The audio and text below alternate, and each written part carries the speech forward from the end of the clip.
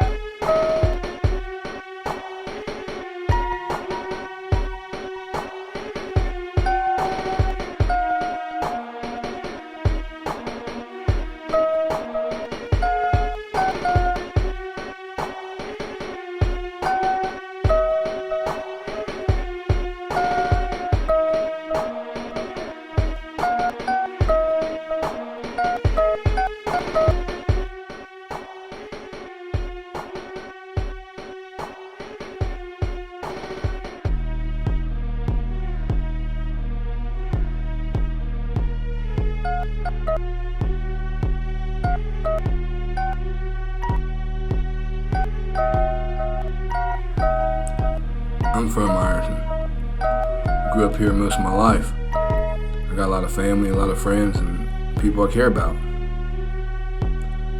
But what I'm sick and tired of are the dirty-ass public officials who are worse than any of the criminals they lock up.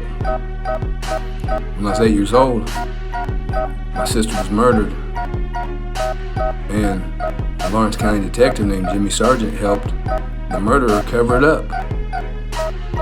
There's multiple eyewitnesses to this fact. I had a private investigator investigate the case, and he was shocked at how out in the open and how easy it was to figure out. He uncovered multiple pieces of evidence that proved premeditated homicide. And then you fast forward to today, and a judge named Patricia Sanders in Lawrence County, who was appointed by Governor Mike DeWine, is responsible for calling a CPS worker in who they both intentionally falsified evidence in court, and Judge Sanders accepted it when she knew that it wasn't true. Because the day before I was in court and Judge Sanders tried to remove custody, but she doesn't have that kind of authority. And also, there was no emergency like she claimed. And instead of getting exposed by Kentucky, Judge Sanders doubles down and the next day calls in CPS with a false complaint of neglect and charged dependency to my son's mother in Ohio who doesn't have custody, and illegally takes my kid from Kentucky. And this is the system in Lawrence County. It's been this way my whole life. My sister's murder was covered up, and now you have federal kidnapping. And I've had enough. I've seen enough. And I'll never stop exposing and proving that there's a big problem in Lawrence County. And it's not the people, it's the public officials. And we need to clean house, because if we don't protect kids, then what are we doing? And I know Lawrence County people are better than that. Way better, and deserve way better.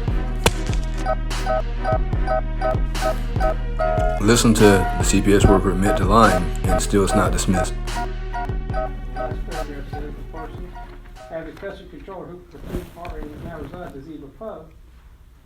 That wasn't true, was it, at that time? At that time, we did not have an open case. I did not know who had physical custody of the child at that time. Did you not testify that you terminated your case in May because Joe had an agreement that he got custody residential status? I said he had custody. Okay, I so said then why did you physical say custody. Eva had custody? I said physical custody just now. I don't know who had the child at that time. Okay. Well, was the child here on the 16th of July in Ohio? I don't know where the child was. Was the child ordered to be brought back to this jurisdiction? Yes. So the child was in Kentucky? I don't know where the child was. Okay, well, We called the grandmother and said, get the child. fair enough, but the child was not in this jurisdiction to your knowledge. It was brought back from somewhere. Brought back from somewhere. I don't know where. So the child was not in danger on July 16th. Fair statement? I don't know. That would be up to Well, Joe, my client was here. Eva was here. They weren't in charge the child at that time, so. What's your dependency based on? The child's brought back from a different place, it's not, Roger's not in danger that day, what do you base the dependency on? Indicated on your, the southern part of that form, question being, did the act or acts or neglect of use of dependency occur in Lawrence County, Ohio? Yes. On that form, correct? Mm-hmm. You just testified the child wasn't even in this jurisdiction, the child had to be brought back to this jurisdiction, so that's not a true statement, is it? I don't know where the child was at that day. Could you not read, then I don't know? Because you swore under oath, the dependency occurred in this jurisdiction. You put yes, you signed it under oath. Yes. You don't know where the child was. Correct. Yet you said the dependency occurred in Lawrence County. Yes. No.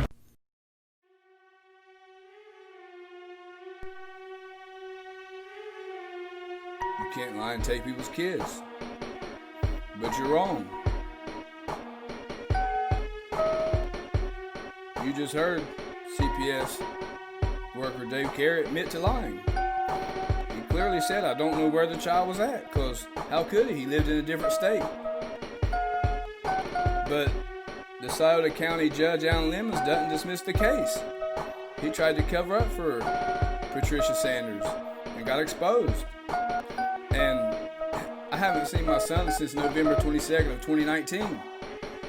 And they're the fucking criminals. I don't know what else I could show y'all. I don't know what else I could do, but that's as in your face as you'll ever see.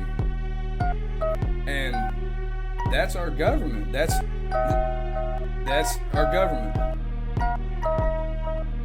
If that's not enough to piss you off and if that's not enough to make you stand up and demand answers and some accountability, then no wonder our country is so fucked up right now, and so it's all fucked up. But if we don't protect kids, then what are we doing? I'll be on the right side of history. Will you? I didn't know about this shit happening in our country before it happened to me, and I became involved in this criminality by our court system.